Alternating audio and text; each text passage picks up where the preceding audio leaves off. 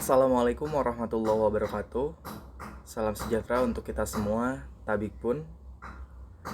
Di sini saya Rahmat Pratama dengan NPM 19751053 akan menjelaskan program penyuluhan penanganan masalah cengkeh di Indonesia.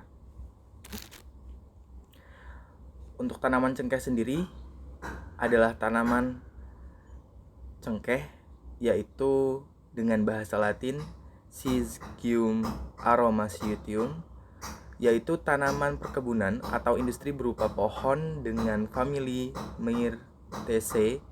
Asal tanaman cengkeh ini belum jelas, tapi karena ada yang beberapa pendapat bahwa pohon cengkeh berasal dari Maluku Utara, Kepulauan Maluku, Filipina, atau Iran.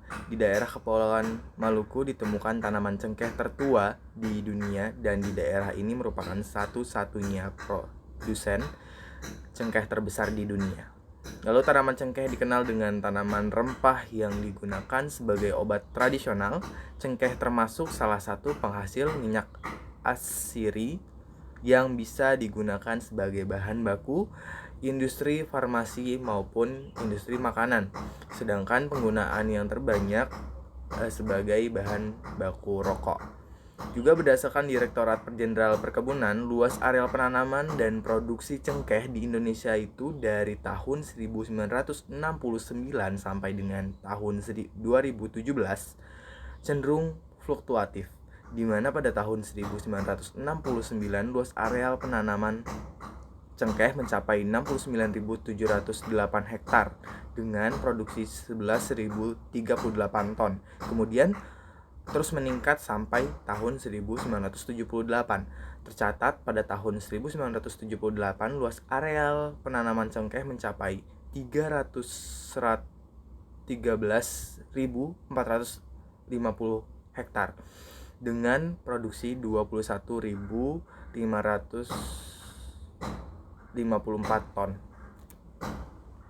Untuk latar belakang sendiri, pertama tanaman pada tahun 2019 kemarin itu harga sudah mencapai 70.000 per kilogram untuk harga dari cengkeh tersebut. Lalu pada tahun 2013 sebelum berlakukannya cengkeh, maka harga cengkeh itu mencapai 130.000.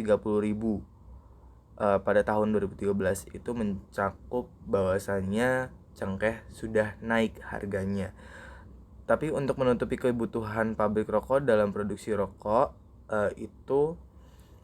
produksi rokok juga semakin berkurang dari tahun ke tahun. Karena apa? Karena pabrik rokok telah memiliki perkebunan dari stok cengkeh sendiri.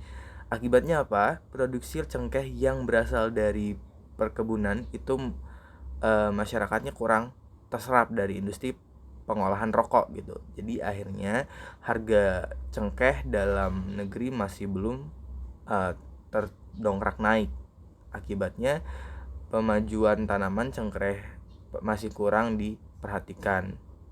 Juga prospek mundur cengkeh pada akhir dekade menyebabkan petani itu harus juga memilih untuk menanam tanaman tahunan lainnya juga. Nah, ini akibatnya juga menjual pohon beserta lahan cengkeh mereka karena sudah di ujung pesimis gitu, sehingganya petani tidak lagi mau untuk budidayakan cengkeh karena dari prospek yang sangat kecil gitu. Sehingganya cepat atau lambat itu lahan cengkeh yang dulunya itu besar per hektarnya sampai ribuan hektar itu lambat laun akan berkurang, dan bakalan kemungkinan juga itu bakalan menghilang gitu. Nah, ini adalah suatu kemunduran dan suatu ketidakbaikan dari produktivitas cengkeh. Seharusnya cengkeh ini menjadi suatu wadah dongkrak pertanian yang baik, karena cengkeh termasuk dari komoditas pertanian yang dicari oleh negara lain. Nah, untuk solusinya sendiri, yang pertama kita memanfaatkan cengkeh itu sebagai industri makanan. Nah, itu supaya bisa selain dari pengolahan rokok, namun bisa diubah menjadi industri makanan. Karena kelemahan dari cengkeh tersebut selalu menjadi bahannya rokok, bahan baku rokok, namun sekarang diubah menjadi industri makanan. Yang kedua itu pemanfaatan cengkeh sebagai bahan baku minyak atsiri. Karena minyak atsiri ini kandungannya ataupun khasiatnya sudah banyak ditemukan dan dimanfaatkan oleh konsumen gitu. Yang ketiga, memanfaatkan cengkeh sebagai komoditas impor kosmetik dan obatan-obatan tradisional. Ini sudah jelas bahwasanya cengkeh itu termasuk dari jenis obat-obatan, juga jenis dari kosmetik gitu, sehingganya bisa diproduksi oleh negara lain, sehingganya kita juga bisa mengeksporkan cengkeh kita untuk ke negara lain mendapatkan devisa yang lebih besar. Yang keempat, juga mengadakannya pembinaan bagi para petani cengkeh mengenai tata cara perawatan cengkeh. Nah, ini juga salah satu hal yang penting karena untuk dari petani sendiri itu tidak banyak juga yang mengetahui pembibitan ataupun perawatan dan budidaya cengkeh yang baik dan benar seperti apa. Dan yang kelima, peningkatan SDM untuk perkebunan cengkeh, karena SDM juga sangat berpengaruh terhadap faktor produksi yang akan dihasilkan petani nantinya gitu. Karena dari SDM inilah awal mula produksi yang baik gitu. Dari pemeliharaan terhadap setiap pembibitan cengkeh ataupun pemeliharaan cengkehnya itu sendiri. Selanjutnya, konsep penyuluhan komunitas cengkeh.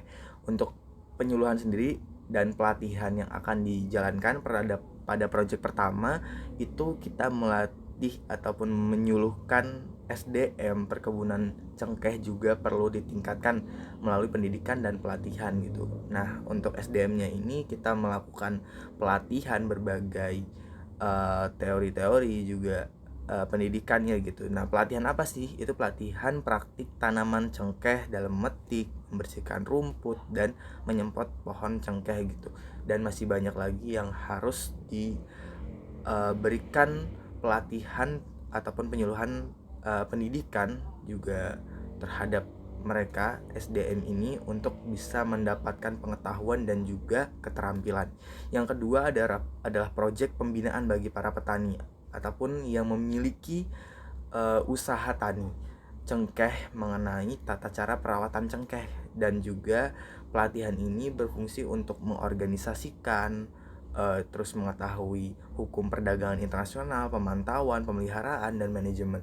Ini fungsinya untuk agar dari setiap petani tersebut bisa mengetahui bahwasanya cengkeh itu bisa diimpor dengan teori perdagangan internasional, bahwa sebenarnya SDM itu bisa diberdayakan dengan baik itu melalui dari manajemen ataupun perorganisasian ataupun dengan hal-hal ilmu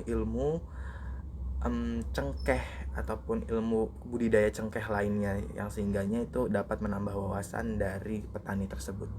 Selanjutnya, tujuannya apa? Untuk tujuan pertama itu kami memberdayakan petani untuk bisa melakukan pengorganisasian, perencanaan, pengetahuan, juga perdagangan internasional dan ilmu pengolahan. Yang kedua, goal yang kedua adalah mengolah SDM menjadi terampil dalam pengolahan perkebunan cengkeh.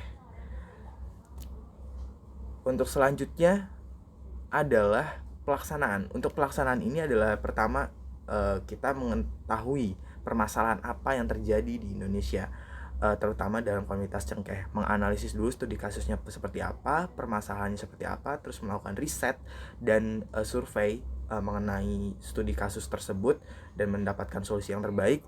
Lalu selanjutnya merencanakan penyuluhan, itu mendapatkan konfirmasi pada para petani bahwasanya kita akan menyalakan penyuluhan di situ dan petani tersebut setuju. Akhirnya kita dapat perizinan juga dari pihak kepala dusun gitu untuk mengadakan namanya penyuluhan di desa tersebut. Selanjutnya ada penyuluhan dan pelatihan. Nah, untuk penyuluhan dan pelatihan ini adalah kegiatan inti dari untuk pelaksanaan penyuluhan ini. Nah, itu adalah kegiatan penyuluhan bersama petani dan pelatihan bersama SDM tani.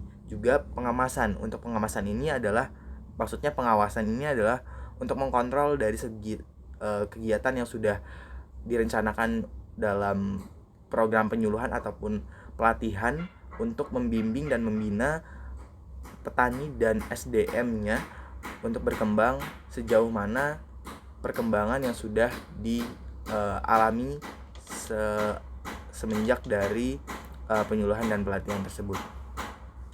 Oke, baik, terima kasih atas perhatiannya. Itu adalah presentasi dari saya. Mohon maaf apabila ada kesalahan tutur kata dan sikap yang kurang berlaku, kurang berkenan. Kepada Allah saya mohon ampun. Saya akhiri, wassalamualaikum warahmatullahi wabarakatuh.